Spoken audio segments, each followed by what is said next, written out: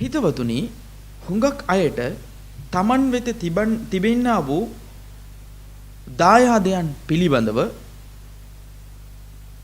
හරි ආකාරව දැනීමක් මඟ පෙන්වීමක් නොමැති නිසා ඔවුන් එම දායාදයන් අනිසි ලෙස අයථා අන්දමින් භාවිතා කිරීම නිසා එමගින් ලැබීමට තිබෙන වරප්‍රසාදයන් තිලින ජයග්‍රහණයන් අපතේ හරින අවස්ථාවන් ඒමටයි.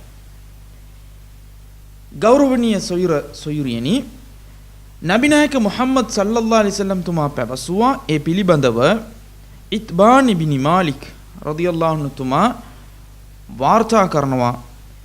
එම වාර්තාව බුඛාරි ග්‍රන්ථයේ මෙලෙස සඳහන් වී තිබෙනවා. නබිතුමා පැවසුවා ෆඉන්නල්ලාහ හර්රම අලන් නාරි මන් قال ලා ඉලාහා ඉල්ලල්ලාහ් යබ්තගි බිදාලික වජ්හල්ලාහ්.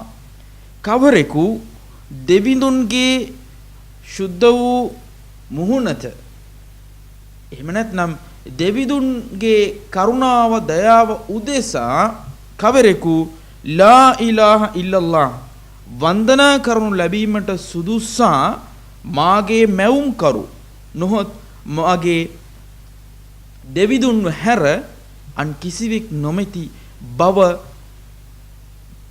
දිවුරුම් දෙන්නේද පවසන්නේද ඔහුට අපාය දෙවිඳුන් තහනම් කරයි යනුවෙන් නබිතුමා පැවසුවා.